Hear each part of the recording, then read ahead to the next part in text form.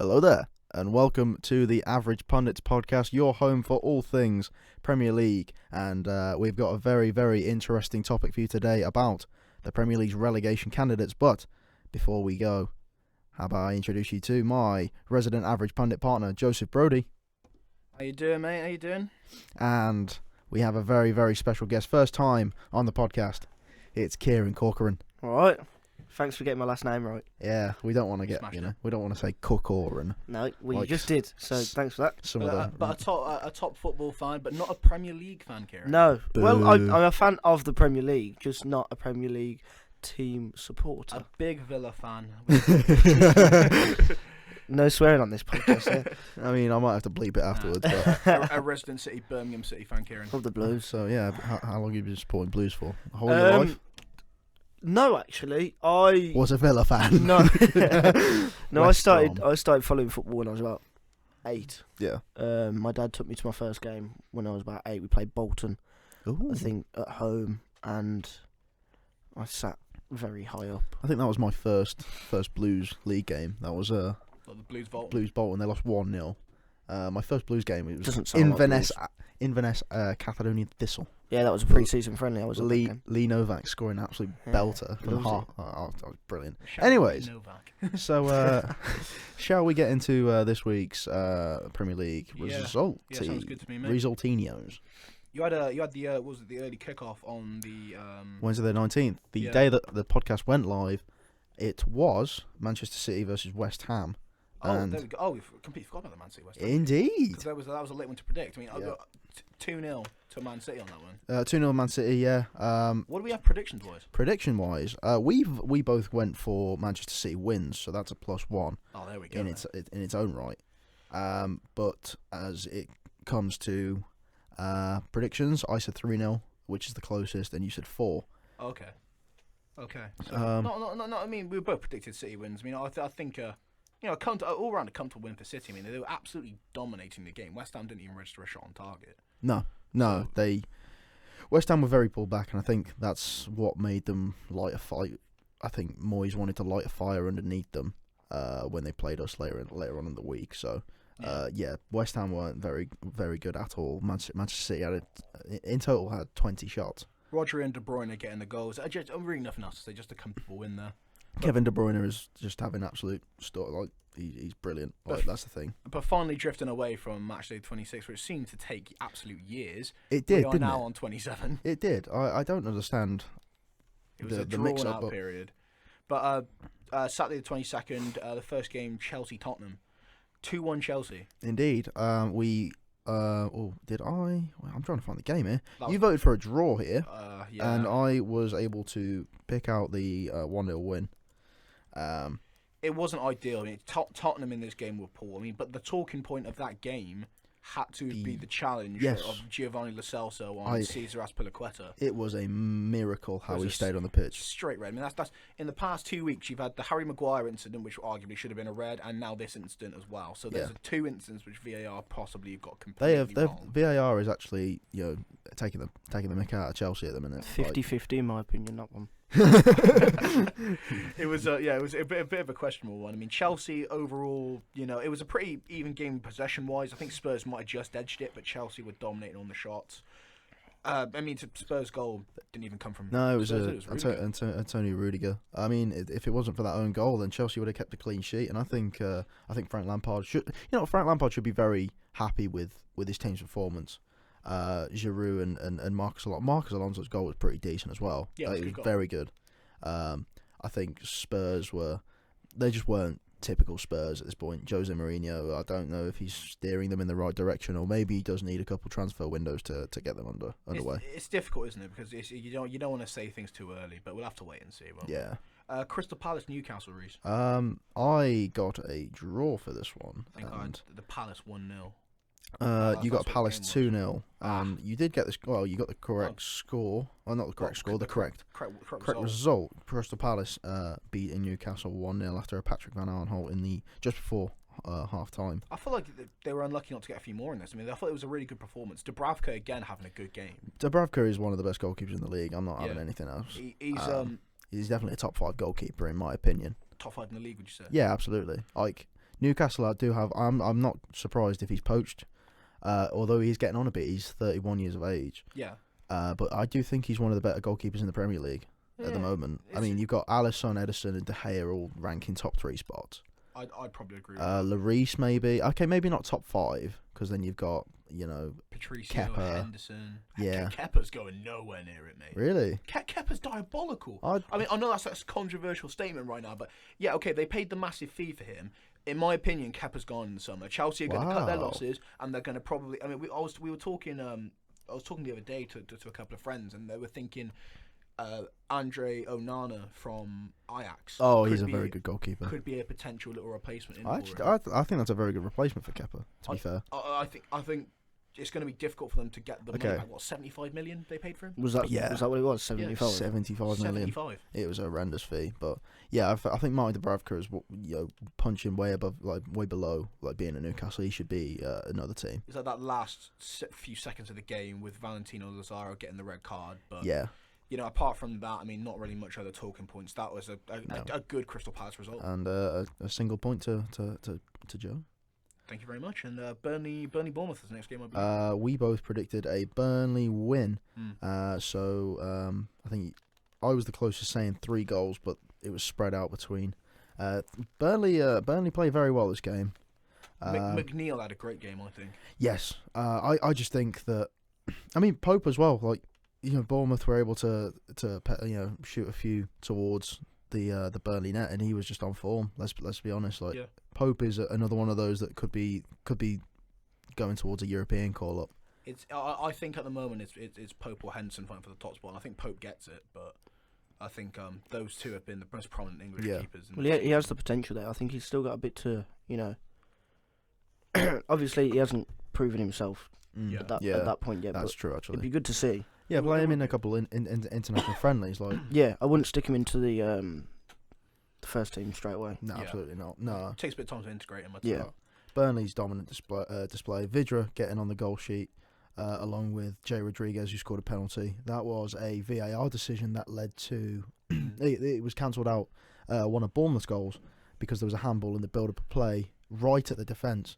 Yeah. So they gave the penalty, and Jay Rodriguez was able to tuck that in, and then Dwight McNeil, basically putting the last nail in the coffin for Bournemouth and Eddie Howe's side. And you got to think, is Eddie Howe on the verge of getting the There's questions there. getting P45? I think sentimentally they love Eddie Howe, so I think it would be terrible to part with him. But it's results in them. And Bournemouth are a Premier League club. They're a Premier League side. It's just right now, obviously, they're one of the teams we're going to be talking about later in this relegation candidate chat. So I think it's dangerous. What about Sheffield Brighton? That was on the same Saturday. That was the 1-1 draw. Yeah, Ender Stevens for Sheffield United taking Maupay and Neil Maupay. Yeah. Maupay for Brighton straight after, pretty much. A guy coming from the Championship, he scored quite a few goals this season. He's fit right into this Brighton side. As far as prediction goes, we both said a Sheffield United win, which I mean, I don't think that any of us were going to expect a Brighton.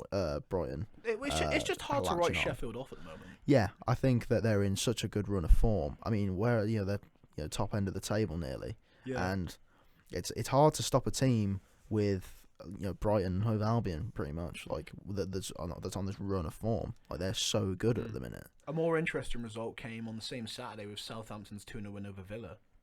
Yeah, that was a very surprising Cracking victory. result. It was. I mean, it's a good result for any side that any side in the Midlands, because Well deserved. Well done. Everyone hates Villa fans. Let's be honest. I don't. Yeah, I do. Shane Long getting on the goal sheet. I mean, he's a man that he does age, but I do like Shane Long. Shane Long is like him.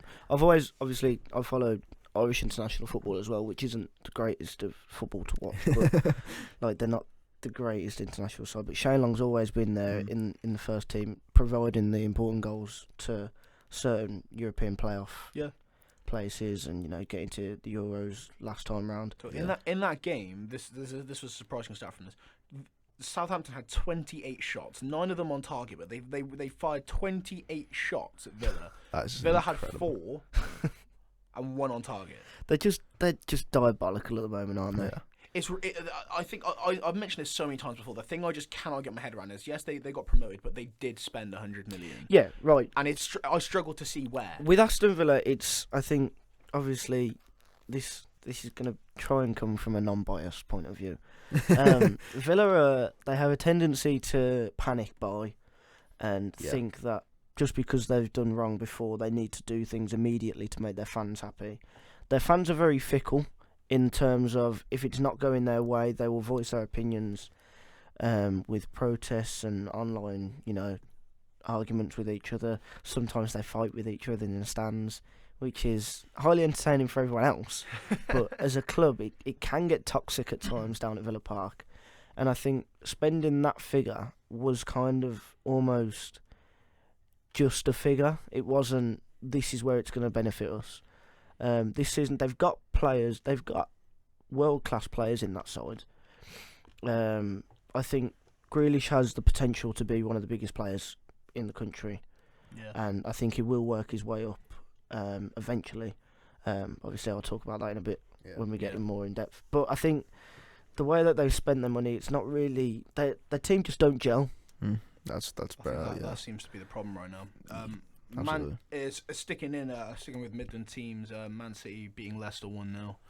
That was at Leicester as well. Yeah, I think it was a shock. I mean, it wasn't actually a shock, to see. I think I had City probably being the favourites in that game. Yeah, I mean, I had a draw for that. You had a Leicester City 2-1 win. Oh, that's not ideal.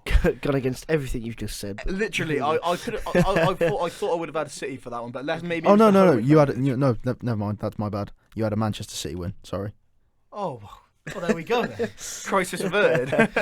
It was That's my bad. It took a while for the win to come. Gabriel Jesus in the 80th minute for that game. Yeah, it was surprising to see Manchester City be held off as much as they were. Yeah, I think City in that game it was a tough one for them to kind of get there. They fired off 18 shots. Yeah, 7 of those being on target compared to Leicester's 10-3. Yeah, but it was I think it was a good little City win against a tough opposition this season. As far as I'm aware, it was the Riyad Mahrez show. Let's be honest. He had a fantastic game. He did run up and down that field. I mean, going to Leicester just didn't faze him at all, and that's sort of the player that you need, to step up in these hard games. He's a great player. As a first and second, battle. The team to get second, because let's be honest, no one's getting first. Anyways, the team to get second in that battle, you have to have these players that pull through, and Riyad Mahrez was that player. He was the defining player to get the assist for Jesus' goal. Another phenomenal, absolutely phenomenal 2 games which we're covering next. Moving on to Sunday's results. Actually, tell you what, realistically, 3 great games on the Sunday and another great game on the Monday. Yeah. So the last 4 games are all really interesting. Goals galore. If you look at it, 16 goals in 2 days. It's crazy, isn't it? I mean, that's amazing. Wolves 3-0 win over Norwich. I believe that we both got Wolves victories for that. Yeah. 3-0. Diogo Jota he's been fantastic this whole week. In the Europa League, he scored a hat-trick. And obviously scoring a double. He's finding his shooting boots, which is phenomenal to see, because a lot of this Wolves side I love to watch. This Wolves side is very fun. Yeah. Especially with Adama. Raul Jimenez has got such good finishing. He's got so much to his game. Yeah. Diogo has got he's very good with both feet. Ruben Neves, oh my word, his goal in the Europa League. It was great. I hate to drift away from the Premier League, but what a goal. Yeah. His goal was outstanding. But I mean, we've seen him do it time and time again in the Prem. I mean, he is a great player. Wolves are that side that when they were in the Championship, they were a team that you just knew were way too good for the Championship. Yeah. When we played them the season before they got promoted, you just looked at them and deservedly they battered us all over the field, and that wasn't because we were dreadful. We actually we had our best team out and we've been playing quite well, but they were just next level, and top tier. Even that was before the Premier League as well. I don't follow them as much now, but from what I've seen this season, they're just such a strong side together. They play together, and they've got those names like Neves who just bangs them in for fun, Yeah.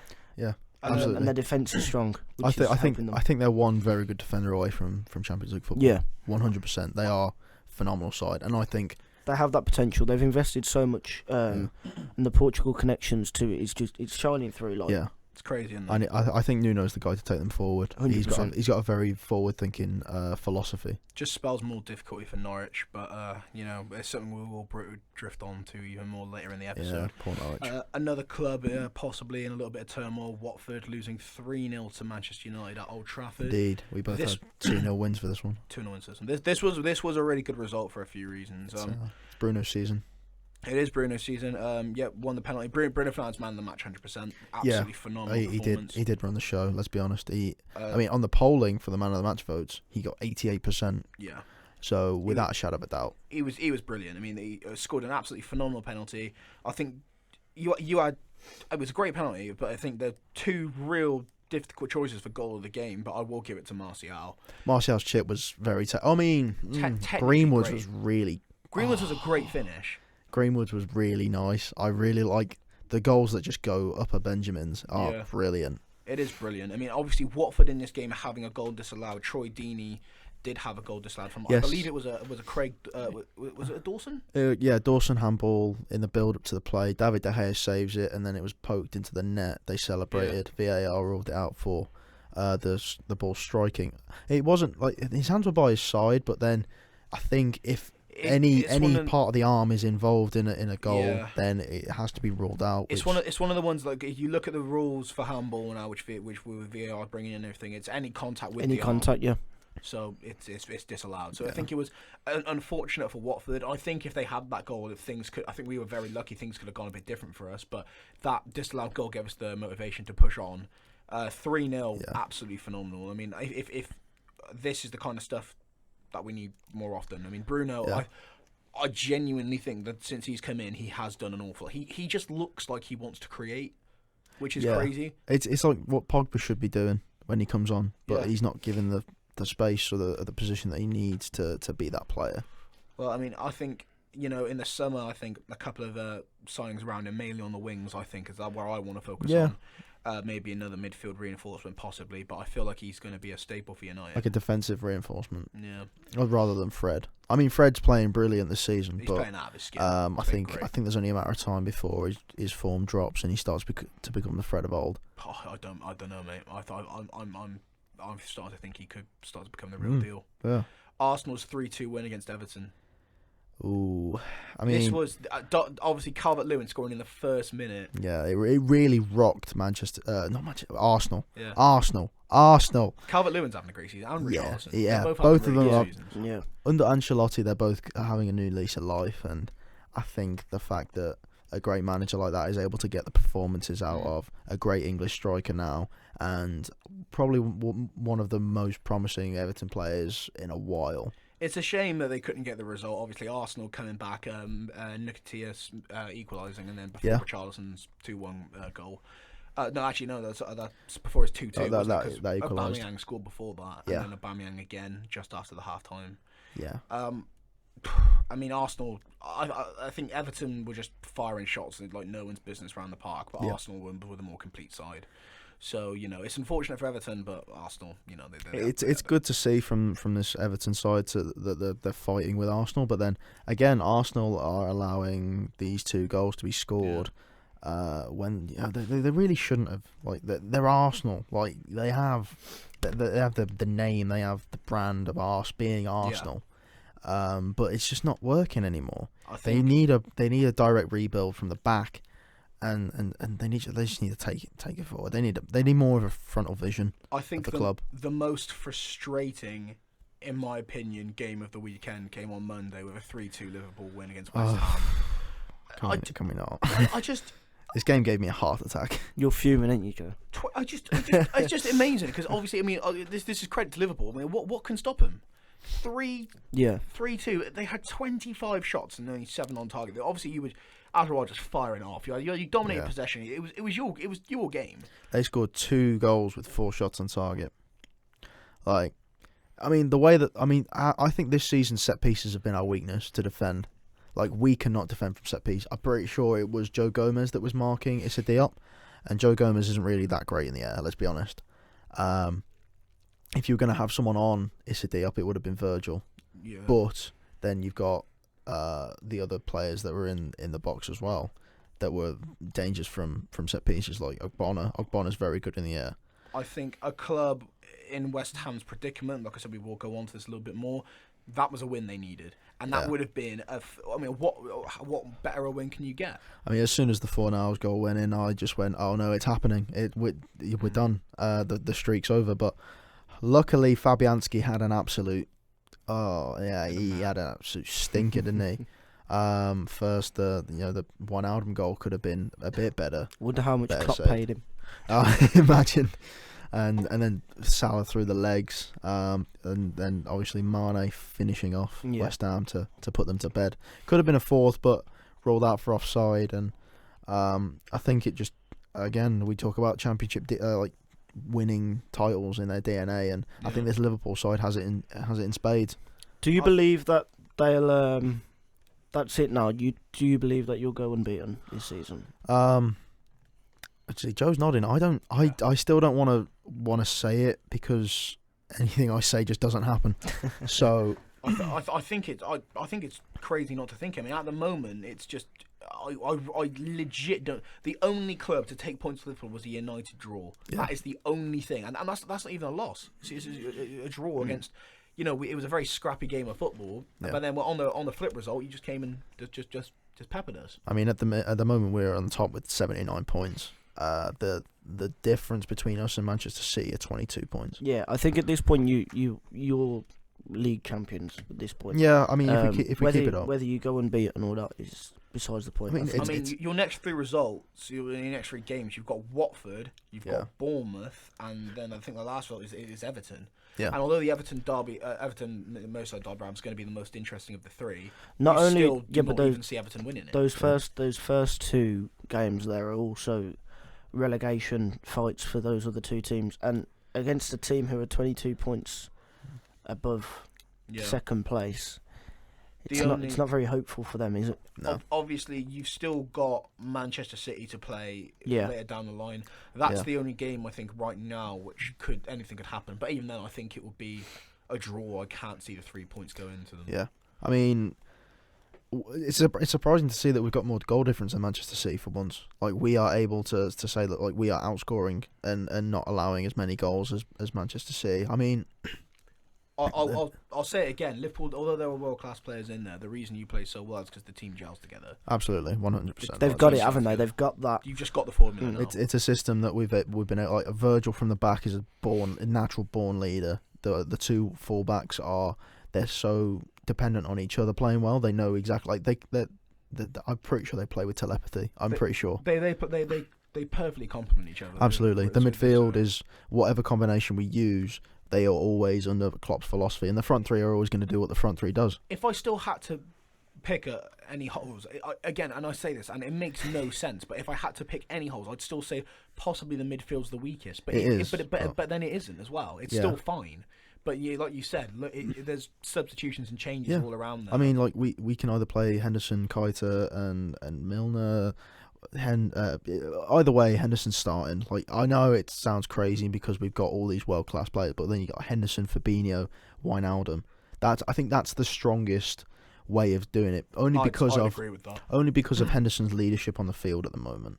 However, if it was to make a substitution and maybe leave Henderson on the bench or maybe into a back role, then maybe Henderson can take a step back and we can bring in someone else. But I mean, all in all, just another impressive win for Liverpool. I mean, rounding out the week, Joe, you're still in a 6-point lead on predictions with 68 points, and I'm on 62. We actually drew this week with prediction results. Oh, okay. We both got 7 results each. Well, correct. Onto the matchday 28 predictions at the end of the episode, as always. But Reece, moving on to the hype train. Indeed, everyone's favourite segment in these podcasts. We have had a little submission, and his name is Danny Drinkwater. Paul. So, for those listening that don't actually know the categories for the hype train, the worst category is poor. Going up from there is average. Then we've got the prospect categories for the youths, the young players in the Premier League that are coming up with big teams. Then we've got the star player category, which is not necessarily the best player on the team, but the player that's like taking a backseat role, but also leads this team like the star player basically. You can't really explain it other than that. And then you've got world class players, which are players that actually take the world by storm, like your Harry Kanes, your Salahs, your Sons, Jude Bellingham. Oh dear, I've never heard him. I think Bigger false accusation in my life. I think going back to talking about Drinkwater, I think he does go into poor. Yeah, absolutely. Yeah. But obviously part of that Leicester City winning side, amazing memories, amazing Premier League memories that we all have, and he was definitely a part of that. Yeah, he was a part. No, I feel like he was one of the top players. It's just, I think obviously you secure that move to Chelsea, stayed at Leicester, secures the move to Chelsea, which everyone at the time. I mean, at the time I been just meeting the English quota, so looking at sign a decent player. Doesn't really play. Goes to Burnley. You don't really see much of him. Goes to. And now, obviously, then recalled from the loan, and sent on a 6-month loan to Villa. I don't even know why Aston Villa would think that would be what they need right now, but okay, why not? And I saw him against Tottenham. That's the most recent game I really, really watched Drinkwater. And in a game where I was obviously hoping for the Villa win. Now I thought Villa would have helped us, and I thought it would have been a really good result. They had some really good play in that game. I think whereas Jack Grealish shone, as Jack Grealish tends to do for that team, I think Drinkwater was absolutely diabolical. It was terrifying whenever he touched the ball. Yeah. But I feel like it's difficult for him because I feel like his confidence has been knocked so much because he hasn't been solidified in any club he's been at. He's been rotating around. I mean, since Leicester, it hasn't necessarily gone his way. So I keep him on. Obviously, this hype train is based on this season and based on where we currently feel these players are. It can be rejigged, it can be reshuffled. I think that's a definite episode in itself coming up 100%. At the end of the season. 100%. In seasons to come, I'm sure Drinkwater can find a bit more form, but right now, it's not looking definitely good in my opinion. I mean, the hype train will be completely reset after the season has continued, and next season, we will have a clean slate. But for now, I mean, Danny Drinkwater, he's 29 years of age. Yeah. I think we had stickers. I mean, like you said, 29 is hitting that. You should be hitting your prime at this point, and I think Danny Drinkwater hit his prime a bit early, and now he's playing for bang average teams and can't really do much with that. So, for me, he's definitely a poor. What about the second submission? Well, we have a submission from Kieran. All right. Yeah. Well, before obviously deciding where he goes, I just want to sort of talk about him and. No, that's fine. Yeah. Not try and delve too much into my own opinions, but Jack Grealish, I think as a Blues fan, I've kind of been surrounded by people who hate him. But I think without, getting caught up in all that, he's a sort of he's a good footballer. He's good at what he does, and some of the things he does is controversial, but he's good at it, and he's good at getting away with things. He's the most fouled Premier League player this season, and I think that's only a compliment to him because of how skillful he can be on his own. He doesn't really need the players around him to pass and move. He's quite good at getting around defenders, creating the chances, putting balls into the box, and even most of the time being on the receiving end of those balls as well. But I think he's got a lot to learn in terms of being a world-class player. I think he has the potential to be one of the biggest players the Premier League has ever seen. He's talked about it enough for a start. You don't get the backing from Sky Sports, BT, as an individual without them having faith that you're going to do well. But I think little things like his attitude towards certain types of fouls, the attitude towards certain referees, and the way that he is, it's not only he's been brought up through the youth system at Villa, and he's got a lot of confidence for someone who's still only in his early 20s. He's still quite young, and I think he's got many years to kind of structure himself to be a sensible, level-headed player. And I think if he does that, then all credit to him. But I think at the moment he's not quite there, and I think at the moment he is kind of overhyped for what he is. I think kind of hit the nail on the head there, mate. Yeah. I feel like he's. I maybe wouldn't say overhyped. I feel like at Aston Villa, he is the best that they've got, and he's the best they've had for a very long time. Yeah. He's also been at the club for a long time as well. He's obviously very sentimental to the Villa fans, very sentimental around the Birmingham area. as a player, obviously the intense rivalry between Blues and Villa, and obviously you've got other clubs in the area like Leicester, you've got Wolves. It's a very competitive area for football. So I mean, obviously tensions run high, especially when talking about like their star player. But I feel like, I wouldn't say he's overhyped. I feel like he's at the perfect level he needs to be at. I think, like Kieran said, he's not world class yet, but he's 100% the star player. 100%. I think he's a star player in a poor side. I think. Yeah. As we said earlier, the money that they spent, it's not really showing. But I think it comes to something when you spent that much money and your best player is someone who's been at the club for 15 years. Yeah, I mean it's a good point. I mean, obviously he's coming through the system, which it's two ways looking at it. It's either like, oh yeah, we've developed him, he's our player, he's our own, or it's the fact that, I mean, there hasn't been too much else going in and around. I mean exactly. Villa have had a bad 10 years.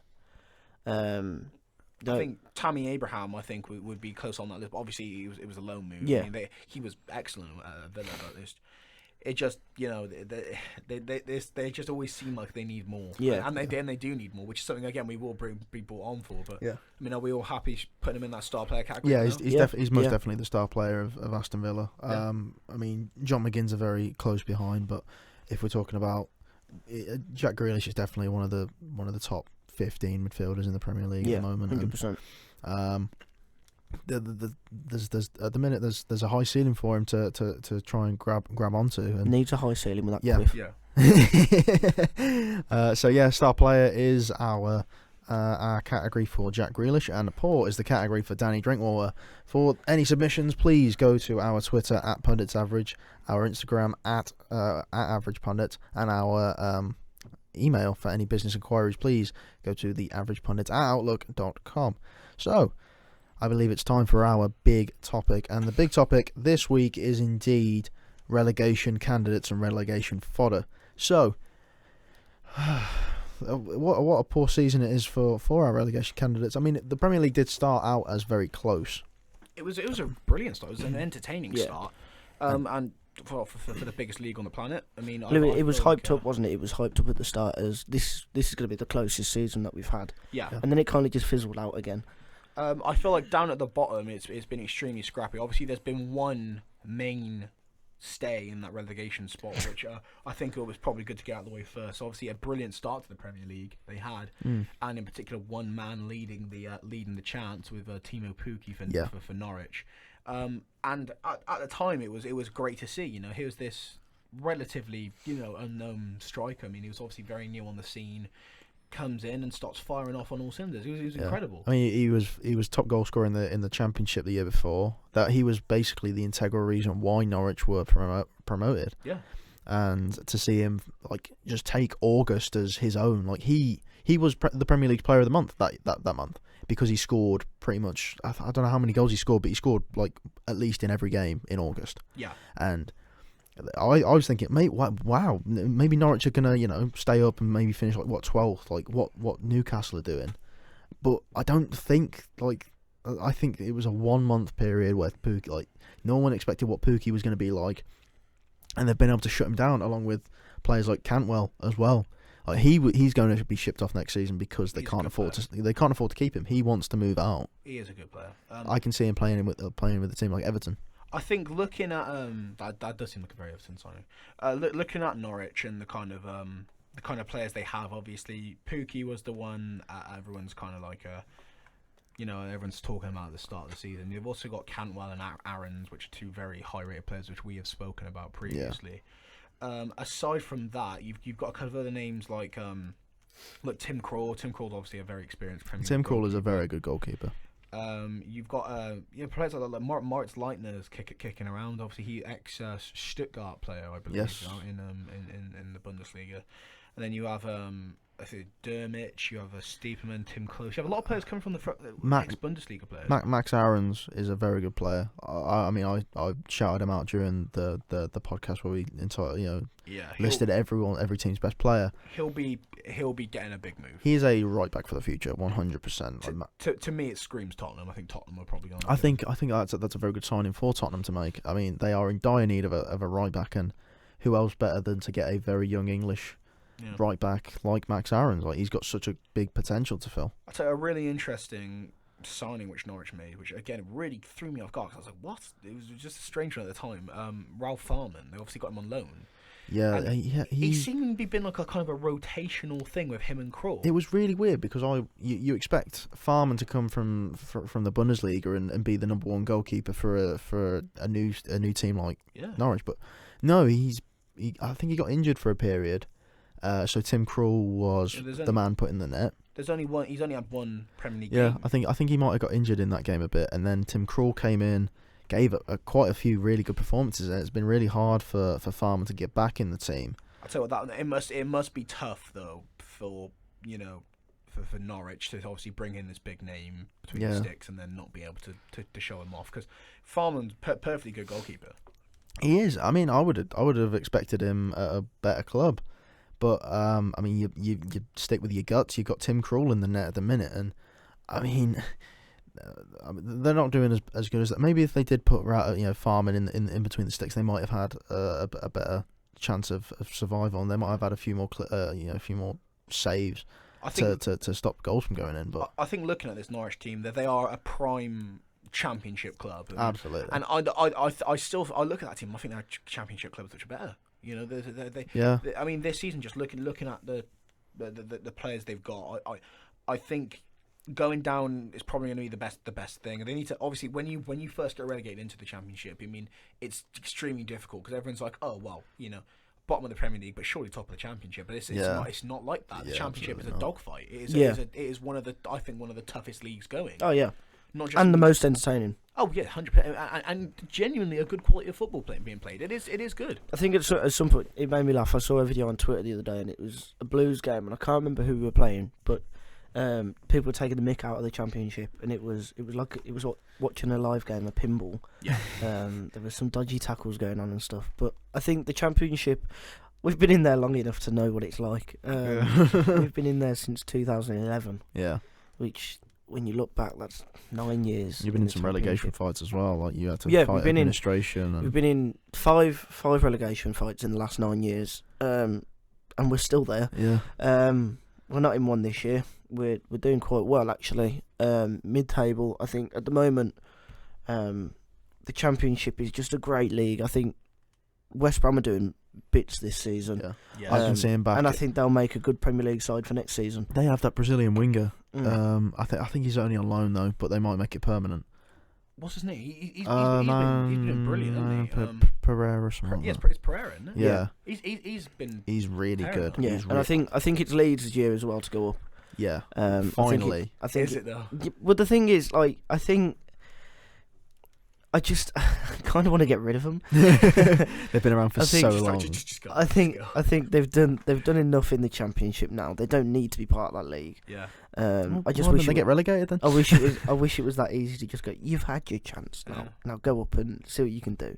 And I think they'd become a good Premier League side as well. And I think they'd surpass some of the lower Premier League sides, like Southampton. Like your Bournemouth, like your Southampton. I think they would push up the table and be a strong mid-table side. But then again, the Premier League has the factor of being so unpredictable that you don't know what's going to happen. Like, it is hard to know where things are going. I think for me personally, I'd like to see the likes of Leeds United playing against Man United again and playing against Liverpool. Yeah. I think great games. It would be amazing because Leeds has such a big history with big clubs. Yeah, a lot of very, very hated side by a lot of clubs. They're a big side, Leeds are. Yeah, massively. And a very, very big area of the country for football. Well, exactly. Like their ground holds 40,000. Yeah. That's a Championship stadium holding 40,000. I think they just need to. I mean, there was a period where they had Mark Viduka, wasn't it? Like that was the golden period for Leeds. Like Mark Viduka up front in the Premier League. Like, but I mean, speaking of other, obviously Norwich at the moment currently sitting at the very bottom of the Premier League. But speaking of a few other relegation candidates, Watford are just sat ahead of them, and things aren't looking good at Watford either. I mean, they're not like Watford for me. They're one of those teams who will just go up and down. I think they do. They've had their good runs. I remember when it was Watford-Leicester to try and get promoted a few years ago, and they had that great last-minute winner. Yeah. To get promoted. And I think that kind of sums up what Watford are. Like, those are the sort of memories that a Watford fan will remember. I think as a Premier League side, they don't really do much. They don't challenge for anything. They're happy with mid-table. And I think the way that they've played this season, although they've got the likes of Troy Deeney, who is, when he's on form, a great player to have in your squad. And I think teams like Blues should be looking at players like Troy Deeney to add to their squad. But I think they're the ones to come down as well. Yeah, I definitely. I mean, it's weird to look at this Watford side and say that they're going down because cause you look at the players. Yeah, they've got so many brilliant. Like Ben Foster is still a really good who goalkeeper. I've always rated Ben Foster. He's been fantastic. I mean, the back line does really lack a lot. I think their only decent centre back is Cabasele, who's from Belgium. He's decent, but he's not been great this season. He's definitely their standout. I mean, I think he's had 5 clean sheets, Cabasele. You've also, Craig Cathcart. I think he's been one of their better ones as well. I think he's had 7 clean sheets this season. I mean, he's been their standout defender, but by namesake, Cabasele was the one that I would put on for Watford. But yeah, absolutely, Cathcart has been phenomenal this season. You've got players in that team which I think get saved. I mean, I think Doucouré is a great player. Yeah, Abdullah Doucouré. I think he's an Arsenal fit. I really do think he's a fit for Arsenal. That is such an Arsenal signing. It really is, because he's French for starters. Yeah, that is such an Arsenal signing. I can definitely see. I looked at Abdullah Doucouré and the French picture by him, and I was just like, I can see him in an Arsenal shirt 100%. It's like Chabalar. I think he could be going to Arsenal as well. Like, they're both similar players, but they're both Arsenal type fit players. I definitely agree with you on Doucouré there. I mean, you've also got Roberto Pereira. I think he's good. He came from as well. I mean, Pereira. He came from what? Did he come from Juventus? Yeah, he came straight from Juve.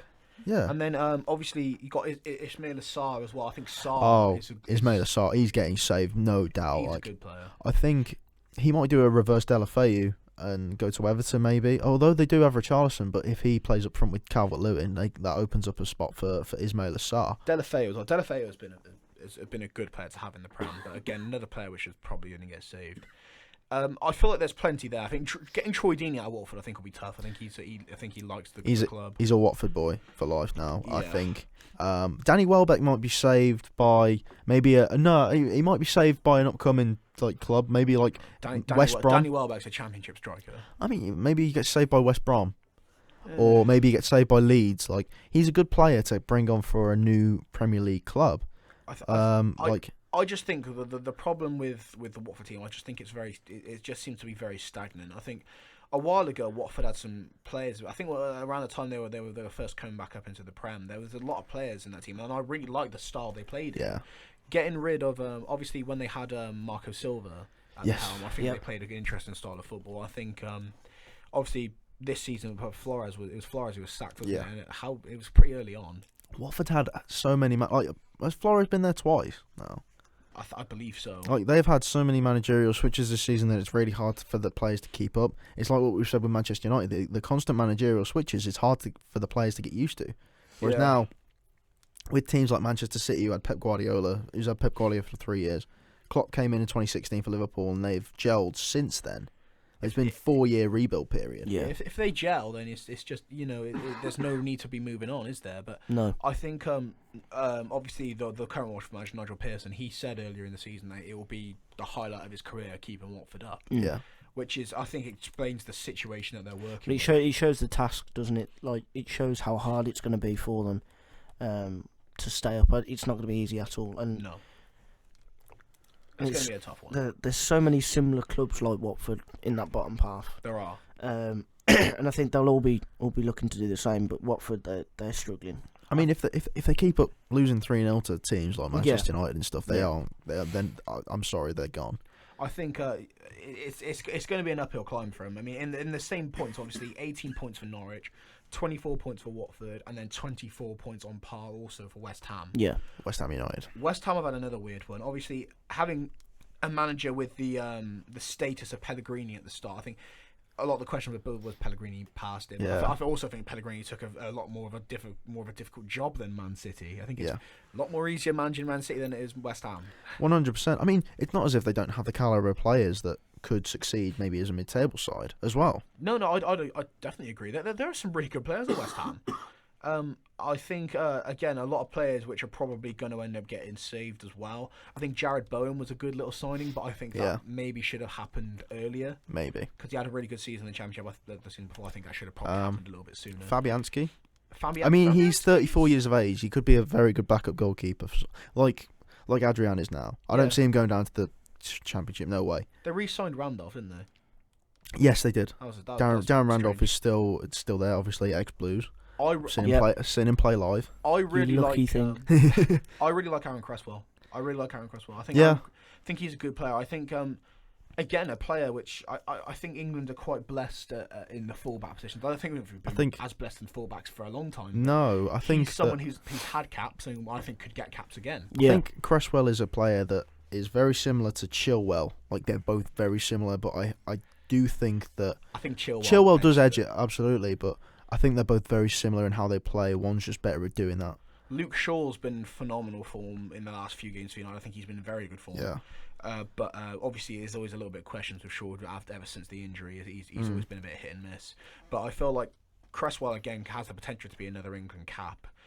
In that team as well, you've still got players kicking around like Lanzini, Felipe Anderson. You know, Felipe Anderson is it's bizarre how he's still there at this point. Like he went through the whole of January in this stagnant West Ham team, and he still hasn't moved. A goal and 4 assists. I mean, he's not exactly having the best season. I mean, no, also, I think it's the team that's with him. If I'm honest, I don't think he fits that system. I mean, record signing Sebastian Haller only getting 6 goals and an assist as well. Again, I can't explain like why this team isn't gelling, but maybe they just deserve to be somewhere else. Like, I can see Haller going back to the Bundesliga. Yeah. You know, players like Felipe Anderson, I could see going to the Serie A, maybe like a Milan club. I feel like a lot of these players, again, it's another situation. We use the word quite a lot in this episode. Is gelling. It's the squad gelling, isn't it? And you can't just be a team of 2 or 3 superstars and nobodies. You have to be, you know, because I mean, Liverpool have got massive names in there, but they gel. Yeah. You know, Man City have got huge names, but they This gel. is what the Premier League is now, though. It's more of how can a team play together, rather than. Whereas, like compared to the Championship is you look at these players who they're either coming up to be Premier League players or they're ex-Premier League players looking to, you know, better themselves. It's all about the players in the Championship, whereas in the Premier League, I think it's very much team-based. Yeah, definitely. Obviously, West Ham, when Pellegrini went, they did rehire David Moyes. He'd previously been in the club, did get sacked from the club, is now looking to kind of do the unthinkable. He's trying to revive his career and keep West Ham United up. I mean, it's not an impossible task by any stretch of the imagination. They're only, I would say, a couple places below the relegation. There's like proper relegation battle. Tell you what, their next 5 games though is. I wouldn't want to be a West Ham fan for the next 5 games. You've got Southampton, which is going to be tough as it is. Then you've got Arsenal, Wolves, Tottenham, and Chelsea. I could see them picking up about 2 points from that. 3 trips to London, you know, in 5 games. It's going to be tough. I mean, they're already based in London. Tell you what, you know, that is a good point. Well, they don't have to travel far, at least. 3 trips up the road in London.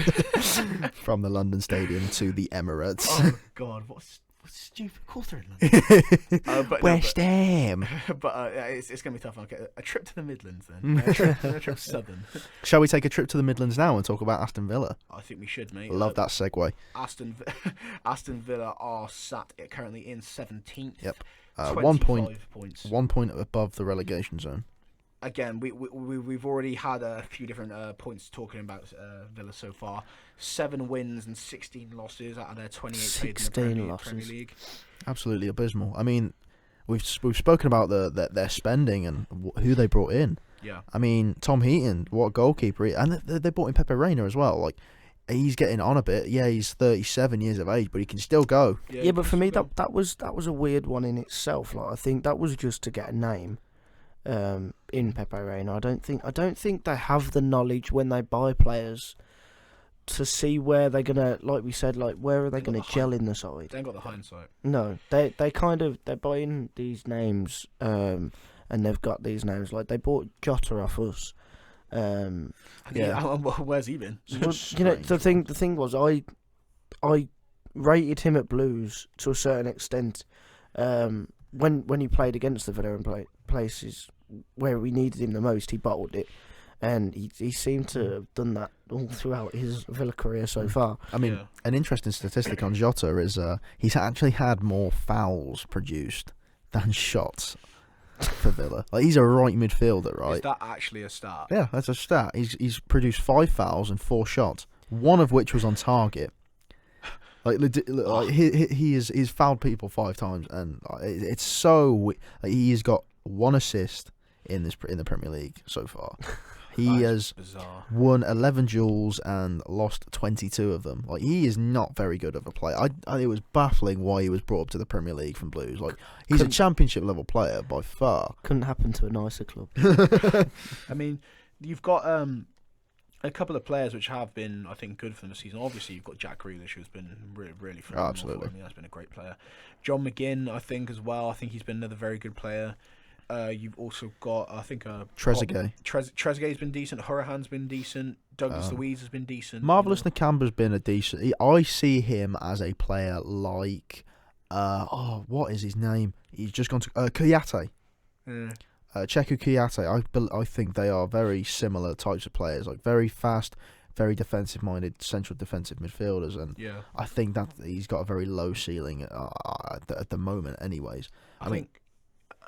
I think I'd agree. Yeah, he is kind of giving off them same vibes. Douglas Luiz, he's had moments of he's had pockets of really good spurts of play. I don't think he's a Premier League. He's player. been very average so I can see him getting shipped off to another team outside of England for sure. Like, I can see him going to maybe like Getafe or something like that. Somewhere like that. Like Celta Vigo, somewhere in Spain. Like, he's not fit for the Premier League. He's typical Brazilian, I like to call it. Like, he's very good with his feet, but he's definitely not English type of player. Tyrone Mings, I think, is an interesting one. Obviously, picked up for a decent fee, coming up with Villa. He's been a good. I think he has been a good player, but I think he's been slightly overhyped. I mean, I think there are English defenders way better than him. Yeah. Mm-hmm. But I think just because of being in that Villa team, and I think their defence is a particularly poor area, it's just been a little bit more highlighted. So I think I don't know if do you take Tyrone Mings to the Euros? I think you take him just as a backup. I mean, where he has played in this England setup, I think he has played quite well. I think he's a very big presence. I do think he's a leader in this Villa team, especially. But I think you do take as many players as you can that have had the experiences in the England setup as possible. Tyrone Mings is a player that's actually really improved in this Villa setup, especially from last season. I think he improved from being in the England side as well. I think you saw how he played at Villa before he went international, and then there was the big the scandals that happened in the friendlies and stuff, and that kind of boosted his confidence as a player. Funnily enough, and I think he shone through at that point. He should carry himself with a different aura now. Yeah, definitely. He is with. He's on another level now. Yeah. That he's been in the England setup, and I think that Tyrone Mings he's a very good player in this Villa side. I think one player that we have to point out as a very big disappointment for this Villa side this season was Wesley. Yeah. Wesley's been a really big disappointment. As it comes to, he was brought in the season from Bruges. I mean, it comes as no surprise as a lot of players from Bruges have come in and been disappointments to the Premier League. I mean, who was it we were talking about that came from Bruges before to the Premier League? Was it someone? I don't think it was. I think it was another. I know it was Shakhtar. Never mind. I'm mixing up foreign teams. I was going to say I couldn't call. It was Tyson and Fred that I was on about. But no, Tyson, has he been in the Prem? No, I mean like players. We were talking on a different Bernard podcast and about Bernard and would you take Tyson at Manchester United? No. Anyways, Wesley's been very poor, if I'm honest. His type of play does not fit the Villa system whatsoever, and I could see him being shipped off again. Like, someone could pick him up if Villa go down. I think if anyone's anyone deserves to stay up, in my opinion, I would love Villa to stay in the Premier League, because I feel like they are interesting to have. They have interesting players. Yeah. But I feel like once Grealish and McGinn, especially, I think once they're gone, Which they will be at the end of this season. It's dangerous then, and I'm really scared who's going to pick up these players. I think Grealish, is probably United bound. He's a United player, isn't he? I think next season, Grealish. I think. But the thing is, I'd take McGinn as well. I'd love McGinn. I think McGinn's a great player. Yeah, you have got a little soft spot for McGinn. Got a bit of soft spot for McGinn. Who doesn't? He's Scottish. Yeah, he's a great guy. Apart from Kieran. No, I don't mind McGinn. Moving up, 26 points, 2 points away from the relegation zone. You've got Bournemouth. Mm-hmm. Bournemouth again are definitely a Premier League club. They're a Premier League club, and they're a club who finds themselves in the lower to mid half of the table every year pretty consistently. 7 wins and 15 losses for Bournemouth. I think it's now getting to the stage now where, personally for me, it's getting a little bit tiresome. I think it's maybe time for something fresh down in that kind of area of the Premier League. I feel like they're a club which could very easily go down. Players get saved, and we move forward with a new kind of era. Of the I think they'd probably struggle in the Championship as well, because it's so fast paced, the Championship. Whereas when you come down from the Premier League, a lot of people expect you to bounce back straight away. Yeah. And I think Villa are a prime example of how that fails. Yeah. Because you go in with such confidence. Yes, we're an ex-Premier League club, but yeah, you are. But you've also been relegated for a reason. And I think there are definitely the players in that team that get saved, I'd say. Yeah. You've got just to name a few. I think Nathan Ake. We spoke about Nathan Ake before. Oh, really good player. I like him. He's by far the best player there. The best player there? I think so. I definitely think he could even be, to be fair. You've also got I think Lewis Cook. I think he's a good young player. You've got David Brooks as well. Ryan Fraser, another good player. Yeah, Ryan Fraser and Ake are pretty much on the same level. I think Philip Billings a decent player as well. Yeah. Harry Wilson, someone who I definitely didn't give as much credit to at the start of the season. I mean, he's had 7 goals for him. Yeah, he's done really well. I don't see him coming back to Liverpool. That's the thing. I don't see him in that Liverpool setup whatsoever. But and it's a shame because he's a good player, but he deserves to be starting somewhere. He's like Jordan Ibe, but a bit better. Like, I think he doesn't fit anywhere in this Liverpool side anymore, which is a shame. Like, he could come on and be like Xherdan Shaqiri if we were to ever let Xherdan go. Yeah. But I think you certainly sold them a dream. Oh, absolutely, yeah. I mean, we so born for dream with Ibe and Solanke. Yeah. I mean, you got, I think, a combined. I think you're looking at over like 30-something million for the about two. 30-40 million. Yeah. I think we made them pay 20 million for Solanke. Which is and Ibe was I think I was like 18, wasn't it? I was around the same amount as Solanke. So closer to 40. About 40 million for both Liverpool flops. Genius. Absolute genius. And both of those two players have like selling ice to an Eskimo, isn't it? Between the two of them, they've had a grand total of 0 goals. Yeah. And they've had a grand total of 0 goals and 1 assist. I mean, that's the price you pay for some English players. And a combined total of business 25 appearances. Wow. That is absolutely incredible. So a massive fair play to Liverpool there. Well done, Jurgen. You've done us proud here. Not to mention, wasn't Solanke a free signing? Maybe. Yeah, from Chelsea. Absolutely baffling. Crazy. Baffling. But our business is great, and that's what you pay for English strikers and midfielders. Yeah, that's what you pay for him. I mean, good God. Josh King, a player which very nearly left Bournemouth in the January transfer window, a deadline day move to Manchester United was on the verge of being completed. But I think there was a bit of a struggle with meeting the valuation of the player, so it was Odion Ighalo season instead. Which was, again, very strange. Would have made a lot more sense to sign King. In 18 appearances, 3 goals and 2 assists. The day Ighalo scores a goal is going to be the day of reckoning. Yeah. I can't. We nearly scored the other week, didn't we? He's almost scored a couple of times. That I'm just like, incredible. I don't want him to score for the remainder of this season. He will. Yeah. I reckon he'll get a few. I really hope not. He'll find his scoring boots. I reckon it's going to happen. It's Odeon cinema season, boys. We will have a 1-hour podcast dedicated to him when he scores. Good heavens! I don't want to be Kieran. You can take over. Sounds like a bit of me. That. But yeah, a difficult position. We mentioned it a bit earlier in the podcast. Eddie Howe, Is he in danger? Do you think, or do you think there's I think Bournemouth are too sentimental? I think the sentimental value there with Eddie Howe, it's a lot to take in for Bournemouth fans if they let him go. Yeah. Like, because he's been with the club for so long, he's Yeah. helped them through so much. I mean, what was it, two promotions that he helped them to? Like, Yeah, they I were think- in League One and he carried them to the Premier League, and they were one of the more scary sides I'd agree with that. I think in that- the actual when in the Premier League I mean, when they came in. when they first got promoted, they were a really entertaining Yeah, team, and they had some really good performances, and that was a lot of the time credited to Eddie Howe. It wasn't long ago we were linking Eddie Howe with the England job. yeah. It's why Yeah, I that they've remember been that. in the Premier League for so long.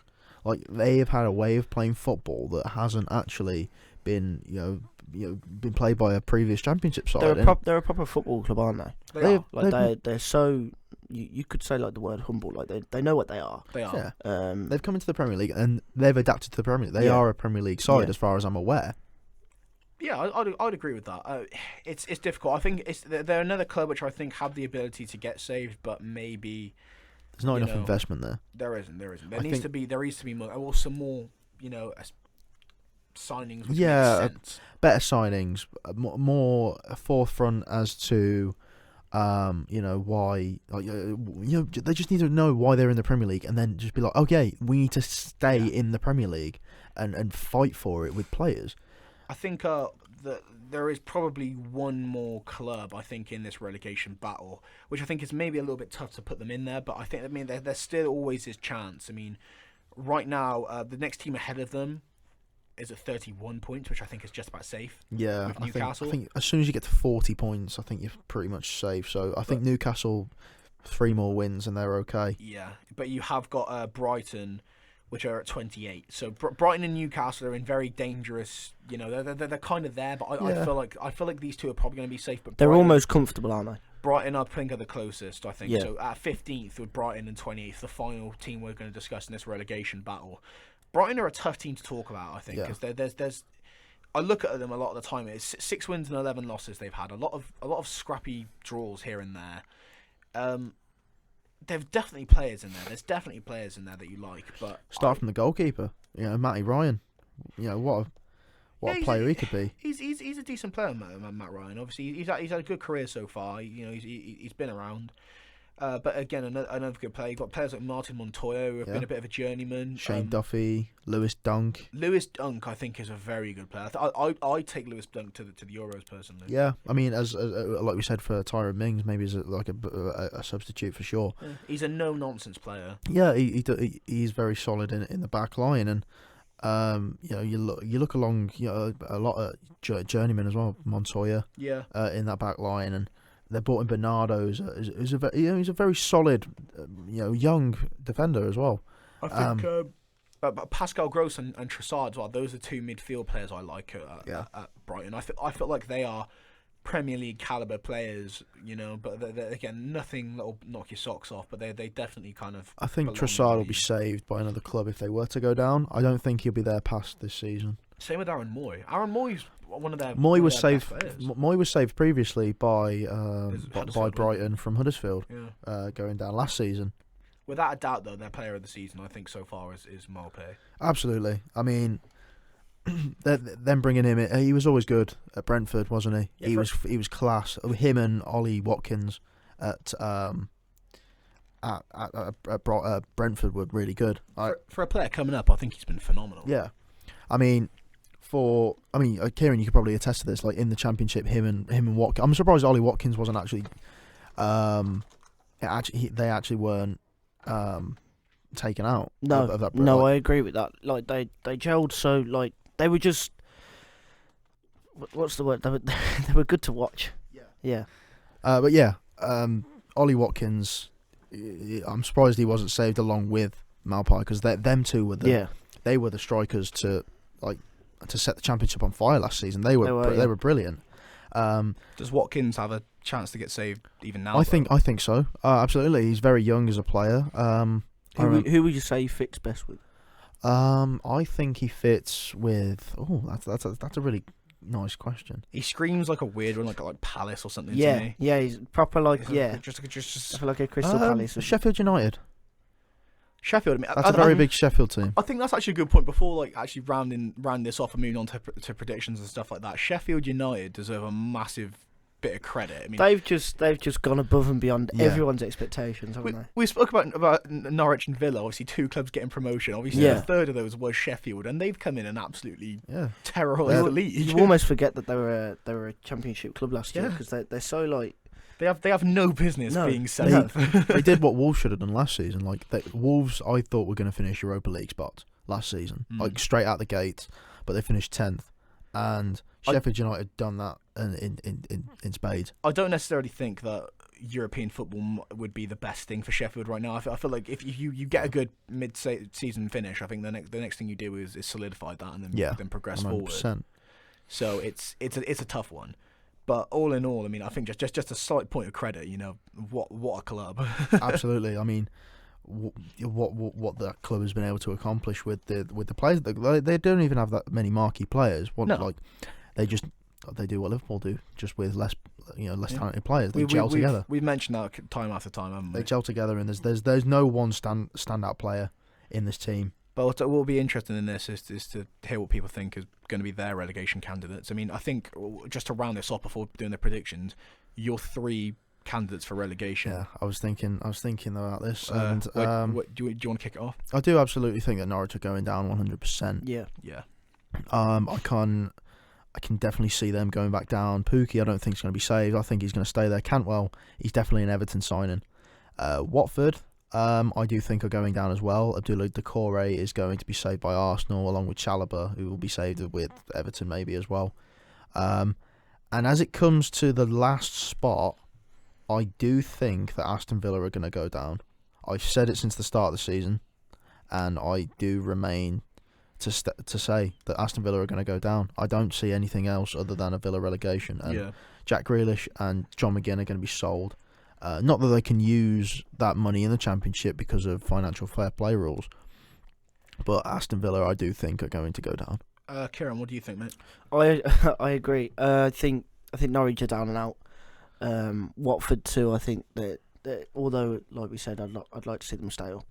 I just don't think they've got it in them this season. I think Villa have had a poor season, and I think they'll continue to do so, along with hopefully a miserable day at Wembley on Sunday. Yeah, that's true. Actually, they do go to Wembley and try and challenge Manchester City for the League Cup. That is going to be a tough one. Yeah, I I mean, mean, it'll be an interesting day of football, though. Yeah, absolutely. I can see that being like a 3-1 to Man City. Last time they went to Wembley, they got absolutely smashed by Alexis Sanchez. So. Yeah. It might not. Well, actually, no, they actually got promoted. However, before that, in the League Cup, they got smashed by Arsenal. Yeah. I'd think I'd probably agree. Norwich, 100%. Obviously, there's no question there. Watford, I think probably as well. The final point, I'd prefer to see West Ham go down. Much rather prefer to see West Ham go down, but it's going to be typical David Moyes. You know, I was about to mention that. Like, David Moyes is renowned for keeping teams up. He did it with Sunderland. Yeah, and I think he can do it with West Ham United. How on earth do you do it with Sunderland? Exactly, that's the thing. Who even are Sunderland now? Yeah, the League One fodder. Yeah. So I mean, they're so bad that they're loaning their best player to Charlton Athletic, Aidan McGeady. So West Ham are being saved by David Moyes 100%. It's Villa the final spot. I think although Villa, I'd rather have them stay up. I think those are going to be the three to go down. I think we're all in agreement there. Yeah. Yep. It's surprising. It is surprising. Speaking of surprises, let's get onto the match day. What was it? 28. 28 right now. Match day 28. First off, the game. Norwich and Leicester. That's home at Norwich, but Leicester, obviously, that I don't. You never predict Norwich to be the favourites, do you? So I think Leicester go into that the 2-0 win away from home. Yeah, I think I totally agree with a 2-0 win there with Leicester and Norwich. I don't see Norwich scoring any goals. It'd be very surprising to see that happen. That would probably suggest that Manchester City would have second place wrapped up in the bag then. Yeah. If that was the case, but we'll see. We'll see on Saturday. Kieran, what are you saying? Leicester 2-1. 2-1 to Leicester. Yep. Nice one. You have an interesting point with the Villa-Sheffield game. That is currently postponed. Yes, that is true. So that is going to be played at a later date. We're not massively sure. That's one of 2 games being postponed in this match day. But should we fire a little prediction off there now? I mean, we can wait until it's because it might be a part of another match day just before the podcast goes out. So We'll hold fire for now then. Yeah, we'll hold fire on the 2 games that are postponed, which is Aston Villa versus Sheffield United at Villa Park, and then at the game at the Etihad, which is Manchester City versus Arsenal, which is a very, very interesting game. That's going to be a cracking game. Nonetheless. What about Brighton Crystal Palace then? That's at the 12:30 kickoff on Saturday. It's going to be a very, very tough game for Crystal Palace and Brighton. I do think that Brighton have it in them to take a point here because they are at home. So I do think Crystal Palace will score as well. I think it's going to be a 1-1 draw. I think because Palace scraped a 1-0 win with Van Aanholt scoring in the last game, so I think that's going to be a bit more tough. So I think I agree with the draw, but I think it's going to be goalless. It's going to be 0-0. Yeah, I was going to say a goalless draw would be. I think it'd be a pretty dull game, to be honest with you. Maybe not the highlight of the weekend. No. Bournemouth Chelsea. Bournemouth and Chelsea. I mean, we've just come off saying that Eddie Howe's going to save Chelsea. I don't think it's not Chelsea, Bournemouth. Sorry, and I do think Chelsea are going to win here. I do think that Bournemouth are going to be handed it on Saturday, and I think it's going to be 3-0 Chelsea. 3-0 to Chelsea. I don't even know where I can go with this one. I mean, I think Chelsea probably go into it the favourites, but I don't think it's going to be a high margin. I think 2-1 Chelsea. I think Bournemouth have got something in them, but I don't think they're going to be able to get the full 3 points. I'm going to say that Bournemouth are going to get a point. Yeah. Really? And I think it'll be 2-2. Ooh, okay. That's a very interesting concept to have. Yeah, I think taking points from. Yeah. That's a bold prediction. prediction. In a scrap that they're in, they're going to be motivated, and it's not a crazy prediction. No, Chelsea aren't. Absolutely They're not the best team in the league, and they're a good side. But I think games like that, you've always got to watch out for the underdog, just to scrape a point, and those points might add up towards the end of the season and keep them up. So yeah, exactly. I think you got 2 really other scrappy games on the Saturday, both at the 3 o'clock kickoffs. Newcastle Burnley at Newcastle. That's going to be a good game. I think we just associate Newcastle games now with scrappy games. I do think it's going to be a very scrappy game. Indeed, Burnley are the kings of scrappy games. Yeah. The amount of times that we just said scrappy games in one bit is we could get like a ding. Yeah, ding. Exactly. Can someone have a counter, Scrappy please? game counter. That might be the thing for the week's compilation. But does anyone go into that as the favourites though, or you think you maybe I think that's a put draw. Burnley Burnley could edge it, but I think that it's going to be a 1-1 draw. This is tougher. 2-1 Burnley. Oh. Yeah. Screw it. 2-1 Burnley. I'll put 2-1 Burnley on there. That's gonna be tough, but I'm gonna go against both of you. Okay. And say 1-0 to Newcastle. Ooh. Home advantage. Yeah. I mean, I would like to put Newcastle to win. It's just I don't see them winning with their current run of form. I just don't see a lot of goals at Newcastle. I just No, they just don't score. They're not playing very entertaining football, are they? Just have Maximin doing 10 billion step overs and then just launching it, going for a throw in over the throat. Yeah, it's really weird. West Ham Southampton, and that is at West Ham as well. Yeah. And West Ham are a team based in London. That's London. They're up north, mate. I think Southampton taking the trip to West Ham, it's going to be a well thought out game. West Ham are going to want it after this Liverpool game. They're going to know that they can score goals. And against Southampton, I think that it's going to be no different. They're going to score the exact same amount of goals that they did against Liverpool. However, counteracting to that, Southampton are also going to score 2 goals, so it's going to be 2-2. Nah. Wow. Danny Ings is in the form of his life. 2-1 Southampton. 2-1. Yeah, Southampton still come and get the point, I think. If they get 3 points, rather. I think it's going to be a tough one. See, I like to go against things, but I don't think I'm going to play it safe this time. I think just 1-0. 1-0 to Southampton. 1-0. 1-0 to Southampton. On to the, possibly the distraction of the weekend, Liverpool-Watford at Watford. Coming off the back of a 3-0 loss to United. 3-0. That's United. I mean, 3-0 Liverpool. Wouldn't it be hilarious if Watford beat them? Oh, I'd have so much time for it. It'd be nice awesome. if we didn't lose. No, I think it would be especially awesome. against Watford. That would be that would be the highlight of the league this season. I'm also going to put 3-0 Liverpool down. Really? Yeah, I'm going to go for 3-1. Oh, just to spice it up a little bit. To Watford? Oh, Yes. No, to Liverpool. I think Watford are going to get the first. Ooh. And then Early we'll fight on, back. We'll early fight back. doors, Yeah, and we'll fight then back. It'll be an interesting game. But I It think definitely Liverpool have got it. Obviously, Man City Arsenal postponed. That is one that the predictions will come back a little bit later for. Everton Manchester United, and that is at Everton. Everton in decent form, obviously coming off the back of a loss, but they did have goals in them, and that's going to be at Everton as well. I don't know. But coming off the back, how we played in that 3-0 Watford win, sky's the limit. 2-0 United. Away from home. 2-0 United. Come on, let's have it. Kieran, you go for yours first before I say mine. I'm going to go for... it's 2-1 to Everton. 2-1 Everton. Yeah. Ooh. I Don't know if I like But that. I think it'll be a really good game. You're talking about Odeon season and Bruno's season. It's Ancelotti's season, but boys, it's going to be 3-2 to Everton. 3-2 to Everton. Yep. I see Everton scoring 3 past you, lad. Especially at Goodison Park. Is Odeon scoring? Odeon's definitely not scoring. It's going to be Bruno and Fred.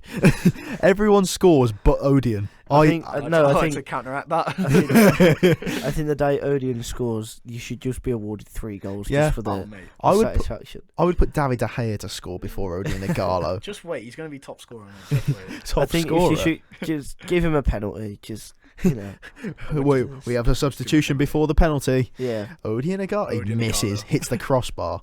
subbed off.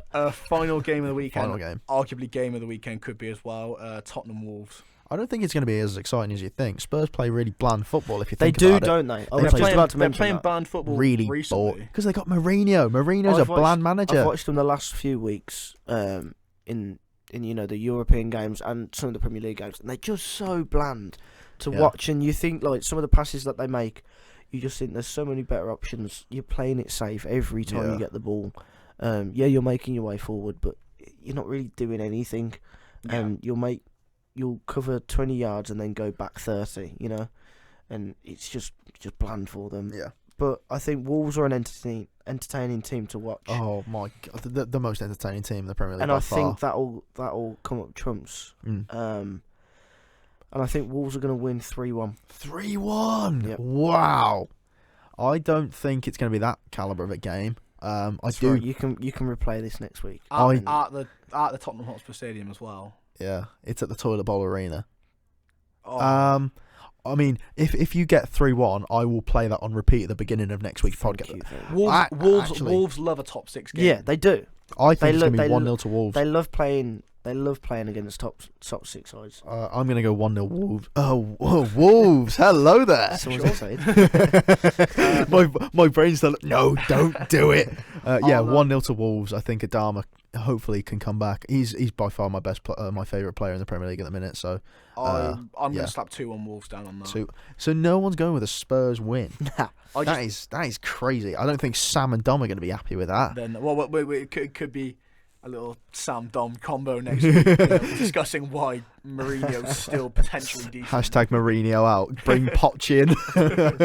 Poch back. Help us, Poch, please. Well, I think that's all we've got for now. Obviously, we've got the 2 predictions coming at a later date. Indeed, the TBC, the to be announced games. So yeah, hopefully you guys have enjoyed. Kieran, thank you so much for being here. Pleasure. A great friend of ours. And so if you have enjoyed this, please give it a like and a subscribe. Share it with anyone that you can. It does help us a lot. Visit our Instagram at Average Pundit, our Twitter at Pundits Average, and our business email for any inquiries, the Average Pundits at outlook.com. But for now, Buy the merch. oh, merchant coming. Merchant coming, boys. It's coming home. So, anyways, we shall see you next time.